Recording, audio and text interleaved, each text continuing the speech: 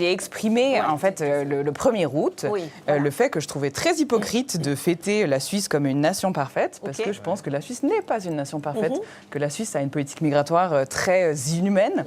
Je pense que la Suisse en fait vraiment pas assez en termes de crise climatique. D'où ton doigt d'honneur au drapeau suisse, oui, clairement. le 1er août. Tu sais qu'il y a des gens qui ont un amour du drapeau.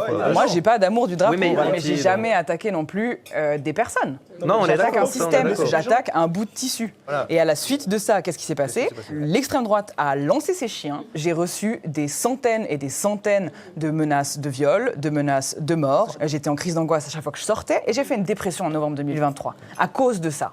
J'ai critiqué ce doigt à un drapeau. C'est un débat politique, je l'ai fait. Je t'ai pas menacé. Sauf que des personnes qui lisent, qui ont regardé mais tes j'y vidéos, peux rien, qui ont lu moi. tes articles, sauf que tu y participes. Est-ce que du coup, on doit s'interdire d'exprimer des opinions conservatrices parce qu'on sait qu'il y a ces gens derrière? C'est dangereux de créer autour de la liberté d'expression une responsabilité pour les conséquences pénales que ça a, parce qu'il y a des actions d'individus qui vont détourner ton système de pensée. Donc vous n'êtes jamais responsable de ce qui vous arrive quand vous êtes dans la libre expression. On le serait. Clairement. Et sinon, ça veut dire on dit aux gens, ne faites plus de polémique, parce que si vous faites une polémique avec une idée, je dirais de gauche, ou une idée de droite, eh bien il y a des cinglés d'extrême gauche qui vont venir emmerder vos propos, et des cinglés. Donc après, on arrête à la liberté d'expression. Et bon, la conclusion du débat alors, qu'est-ce qui vous différencie fondamentalement ?